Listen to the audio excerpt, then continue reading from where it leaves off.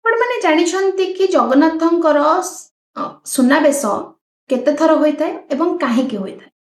जगन्नाथंकर सुनाबेश 6 थर होइताय। प्रथमतः बाहुडा एकादशी रे एवं तापरे होइताय माघ पूर्णिमा रे एवं तापरे दशहरा रे, कार्तिक पूर्णिमा रे, दोल पूर्णिमा रे एवं पुषु पूर्णिमा रे। एवं एथिरे 208 किग्रा पर्यंत सुनार व्यवहार होइताय। एही सुनारे थाए प्रथमतः श्री मुकुट, श्री चाउलपट्टी, श्री राहुरेखा, श्री कुंडल, श्री चैत, श्री मयूरचंद्रिका एवं तापर थाए श्री हस्त एवं श्री पयर, जोटा कि भगवान पूर्ण रूप को देखाई थाए।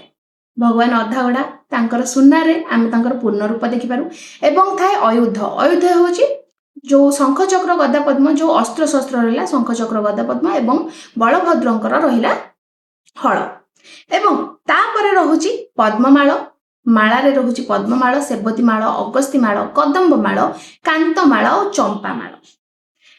आउ एठी जगन्नाथ पूर्ण रूप रे दर्शन दउछन्ती बोली 6 थर दर्शन दउछन्ती, किंतु गोटे थर जोटा कि मंदिर रो बाहर दर्शन दउछन्ती। सेति पय भक्त मानकर मिली लागुची एवं भक्त माने दर्शन करिया पय आतुर होउछन्ती। आई होप आपण मानको ए वीडियो टे भल लागिथो।